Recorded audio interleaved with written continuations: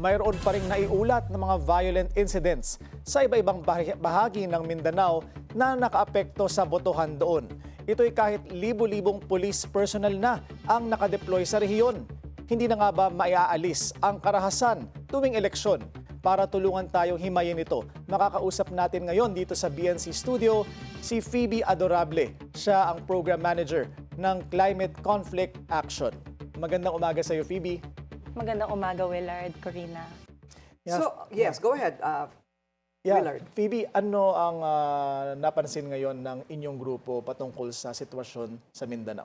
So kami sa Climate Conflict Action, Willard, masasabi natin siguro na sa ilang mga lugar, masasabi natin na mas naging peaceful ngayong election, pero at the same time, sa ibang mga lugar naman, mas naging magulo at mas lumawak yung spread ng violence. For example, pag tinignan natin sa Mindanao, for example. In the past elections, madalas ang kaguluhan dyan nakakonsentrate sa Dato o din Sinsuat.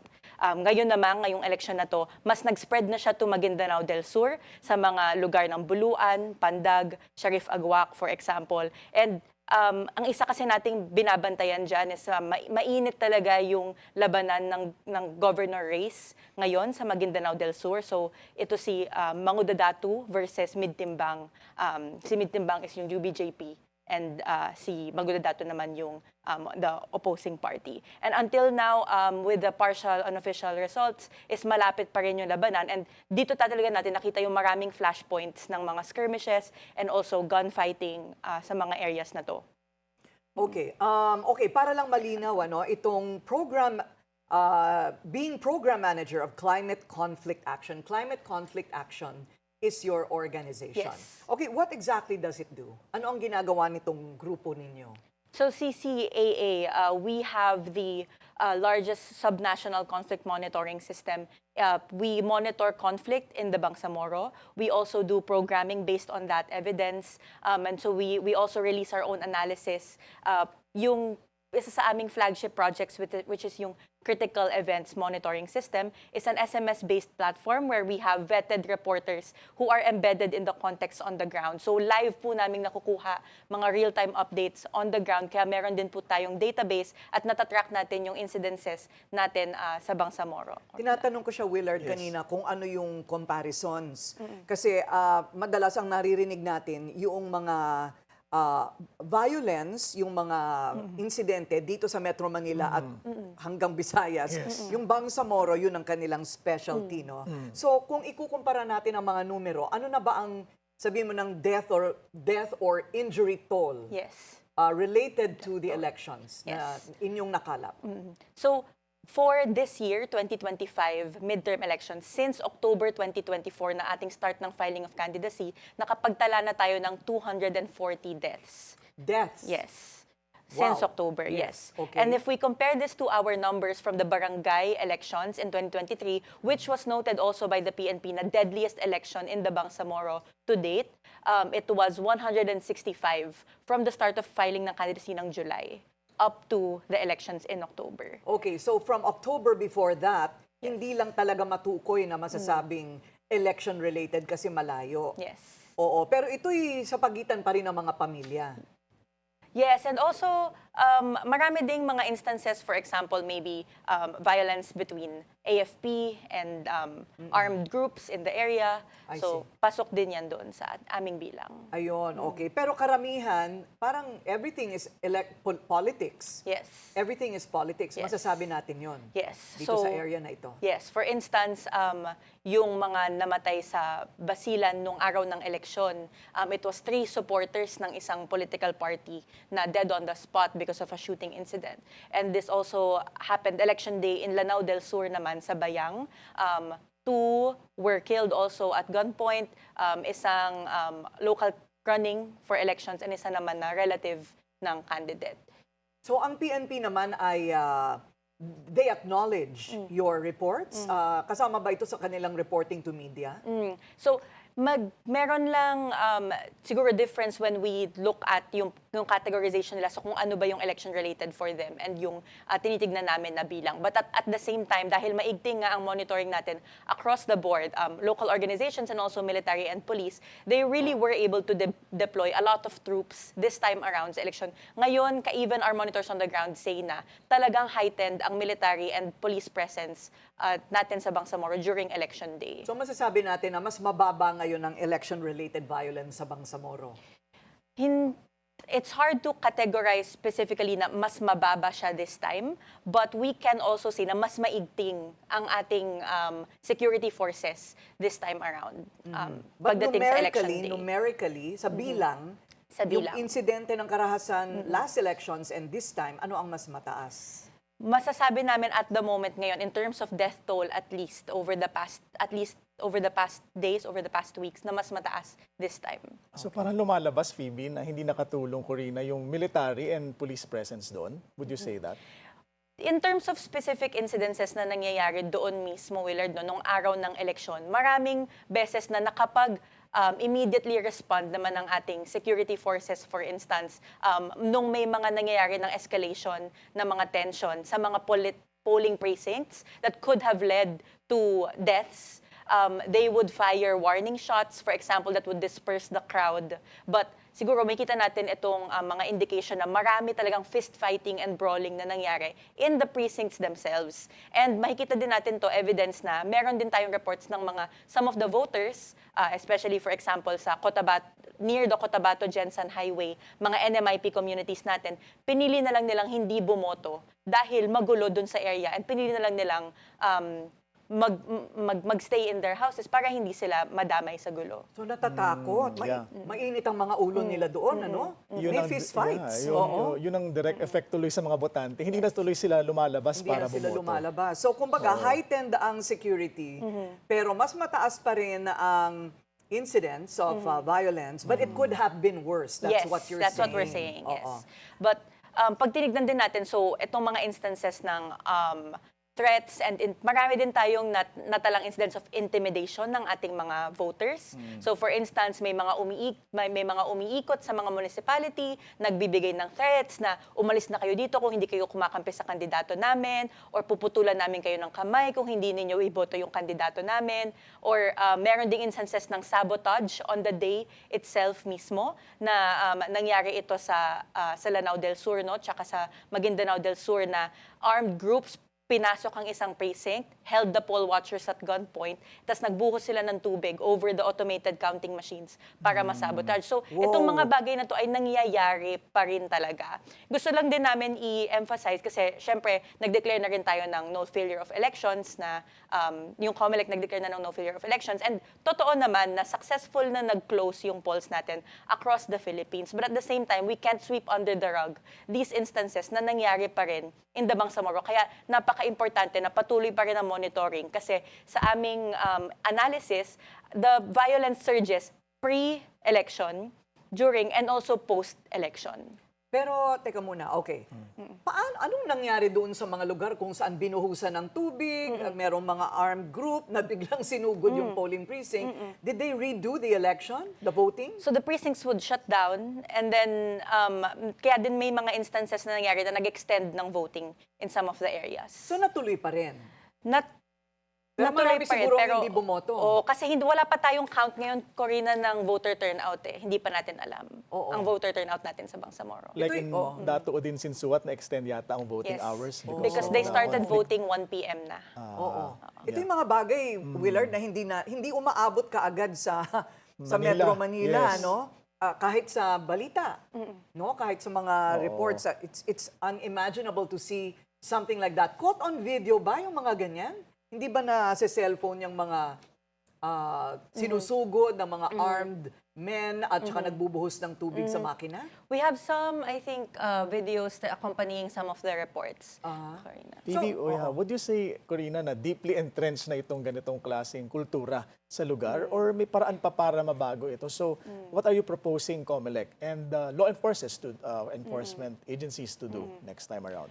Of course, very historical naman ang ating pagtingin din, ang analysis natin in the Bangsamoro, of course, hindi din patuloy pa rin ang nakikita nating mga clan feuding, still very rampant in these areas, and may cultural din yan na aspect. Although, we see beacons of hope as well. For example, in Lanao del Sur, mas naging peaceful this time around ang elections. And I think nakatulong talaga, even in the small ways, the way that yung pagpapalakad, for example, ng election ngayon. Like, for example, in South UP, hindi na ganun ka-crowded, hindi na rin ganun kagulo, just because pinag-iba nila yung entrance and exit points ng ating mga precincts, for example. And yung, kumbaga, yung talagang heightened na presence and also monitoring on the ground. Though at the same time, ang pinapangarap din talaga natin for that region na hindi na kailangan ng military presence para lang ma-secure yung safety ng ating mga voters. Kasi indication din yan na sobrang dami nilang troops na dineploy. Kasi nga, nag-anticipate sila ng violence in the area. Parang matagal pa yata mangyayari yan. Yung talagang wala but okay, they deployed troops. Were they actively performing? In areas where they deployed, medyo mas maayos. Yes, we would say so. Although at the same time, Corina, we have a gun ban, right, for the election. Na you're not allowed to carry or to use firearms for the entire duration. However, ang dami pa rin nating nakitang shooting incidents and ang daming deaths. Lahat ng itong 240 na nabanggit kong deaths, almost all of them are shooting incidents. So how are these things happening when there is a gun ban? Yun ang iniisip ko. Kasi bakit ganon? So kumbaga may presence, pero baka nakatayo lang ba sila Hindi doon? na i-implement mabuti yung gun ban. Oo, kailangan may mga checkpoints yan, merong mga random kap-kap, hindi ba? Mga ganon. Yes, Kasi bakit totoo. nangyayari pa yan? Isa pang lumabas is not all of the checkpoints use metal detectors, for example. So, isa pa yon yung titignan natin, yung proper implementation ng ating gun ban. Well, if there's a gun ban, and doon sa Mindanao, bakit nga ba walang metal detectors? Hindi ba? So, do you think this is more the responsibility of the police or the military? Or pareho? I think it should be a joint effort ng ating security forces all Okay, throughout. let's talk about the families. Why do you think did this escalate? Bakit parang medyo mas matindi ang tensyon at mas mataas ngayon ang bilang ng mga insidente ng karahasan? Ito ba'y dahil sa mas matindi ang labanan ng mga pamilya? Kasi sila-sila pa rin, hindi ba? Oo. Yes. We would say kasi na landmark election kasi ito, Corina. We are leading up to the first parliamentary elections ng BARM in October. And because this is the first parliamentary elections ng BARM in October, dito rin muna masasabi ng MILF, for example, ng ating ng BARM administration, na talagang masecure nila ang power through the democratic vote. So, etong magiging resulta ng midterm elections, kung sino man nanalo sa mga municipalities, sa localities, gaano kalaki yung hawak ng, for example, ng party ng UBJP, it's very, very crucial for them in the lead up to the parliamentary. Kaya talagang So, no kung sino holds man ang barred. mananalo ngayon, yun ang may impluensya, Exactly. if not control, Yes. over the votes in the Yes. democratic process. Yes, it's very, very important. Although, mahirap pa rin sabihin at this point, syempre, pwede pang mag-change ang mga political alliances. Pwede pa mag-iba yan, hindi pa permanent yan while we're in the lead up to the parliament What's going on in the resulting of this area? Are you monitoring who's winning and Yes. who's not? Yes. So for instance kasi, pinakamataas na natala naming death toll and also yung mga tensions in the area, for example, in Mindanao del Sur. So dito, mainit talaga yung gubernatorial na labanan dito. So at the moment, talagang giitan ang 3,000 pa lang yata yung pagitan ng boto ngayon. And parang nasa 70 between by Miriam Magudadatu ng Aguila Party and ni Midtimbang ng UBJP. So this is quite a contested area. And it's just that we are really monitoring this kasi even if after the election results are announced, for sure ay magko-contest ang either party sa election. And there sa might result. be violence still. Yes, exactly. That's why we're very intensely monitoring. So kailangan may post-election monitoring Yes. ng karahasan. Assessment, oo. Another hotspot is Basilan. I think right now malapit din pa ang results natin sa Basilan. That's Mujib Hataman and Jim Saliman ng magkalaban. They are brothers, but they are in opposing parties. So may ganun din pala yung pamilya laban sa pamilya. Yes. Oo. Ano ba ang negosyo nitong mga political families na ito? Yung politika. Politika? Politika na ba? Corina. Negosyo na ba ang politika? Well, titignan din, we have to look at ano nga ba ang kalakaran ba economically dyan. Kasi even in areas, for example, in Lanao del Sur, ngayon merong clamor na wag na lang daw bigyan ng IRA yung places na to. And instead, sweldohan na lang yung mga incumbent. Kasi kapag yung IRA daw, dito daw kasi nagkakaroon ng parang possible na corruption or these kinds of things. Yun yung pinag-aawayan. So mainly politics. Yes, curious ako, Corina, sa pangalan ng CCAA, Climate Conflict Action. So anong kaugnayan ng klima sa gulo na nangyayari, for instance, in Mindanao? So climate kasi yung tinitignan din natin ngayon na isa pang factor na how does this affect and paano nito pinapaigting or pinaapektuhan ang conflict in these areas, especially now that climate is one of the main issues that we are facing right now, globally. And when we look at the Bangsamoro, for example, may tinitignan din tayo dyan.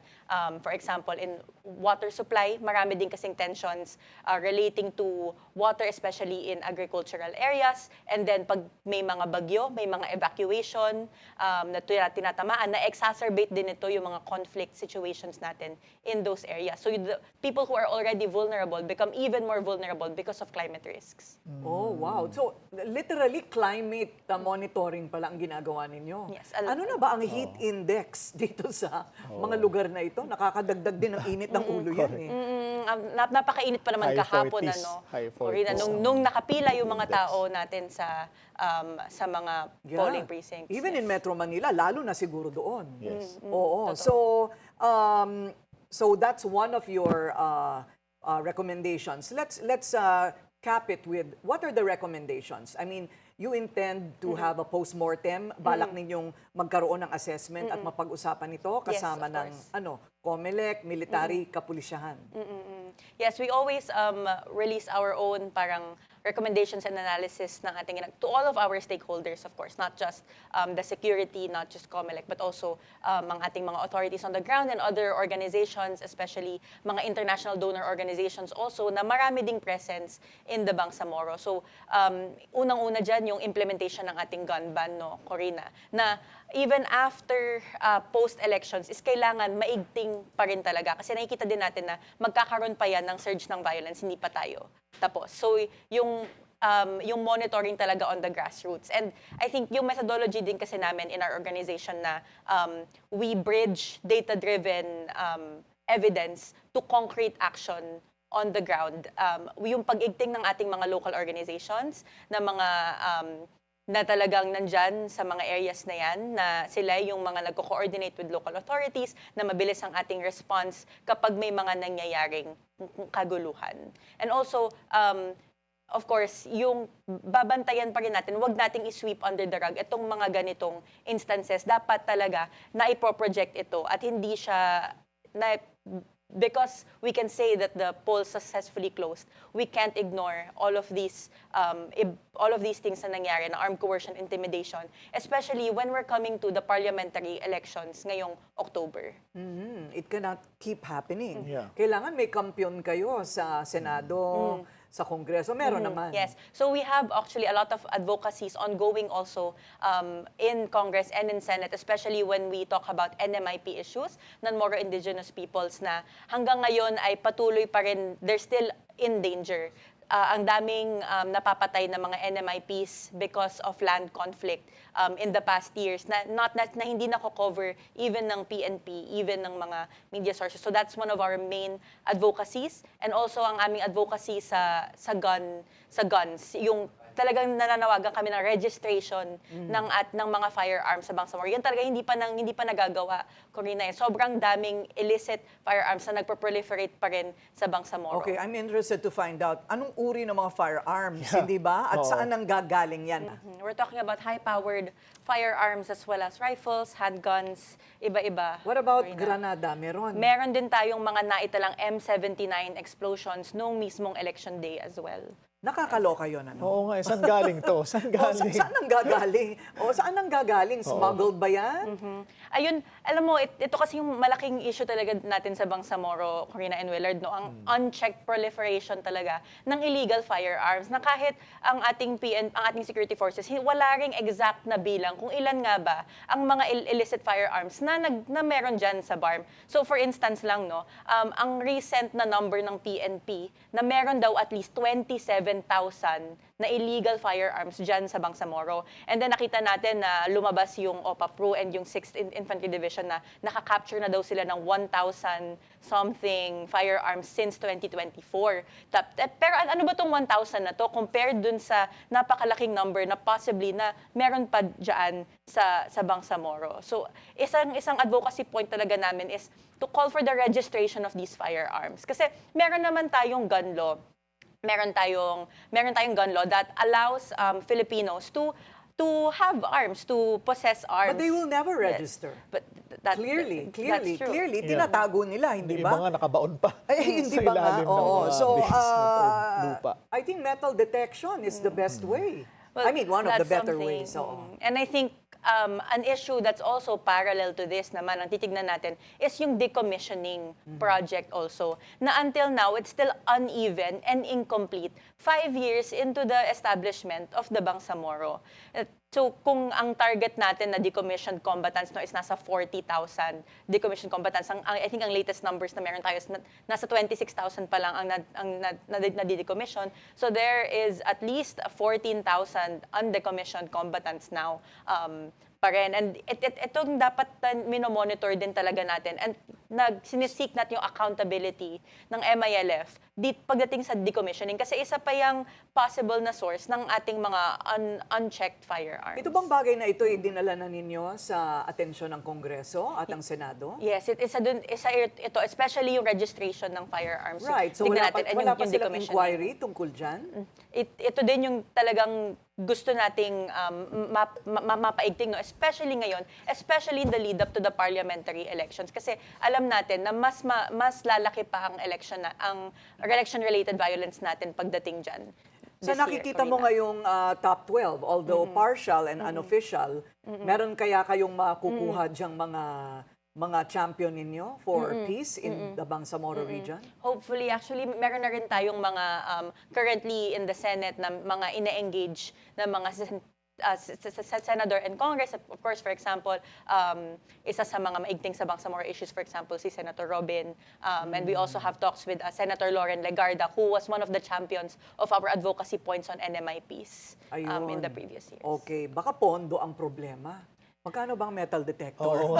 Hindi ba? Sa Isipin Shopee. mo, bakit hindi nila magawa? Baka walang pondo. Or Nakikipag- ayaw nilang bigyan ng pondo. Kaya nga, depende pa yan sa budget na ibibigay. Nakikipag-ugnayan din ba kayo sa presidential advisor on the peace process? Yes, we also, isa din nating kinakausap. Kumusta ang reception nila sa inyong mga recommendation? Of course, marami din kasing iba-ibang dynamics pagdating dyan, kasi medyo maigting ang aming stance in terms of really calling out and speaking truth to yung stance namin with regards to the BARM administration and the MILF. So, of course, pagdating sa mga advocacy points, ay siguro naman lahat tayo makakapag-agree, no, na dapat talagang ma-monitor at magawa ng solusyon yung unchecked firearms in the area and also pagdating sa protection ng ating mga NMIPs. Okay, maraming salamat kay Phoebe Adorable, Program Manager, Climate Conflict Action. Good luck. Good luck sa inyo.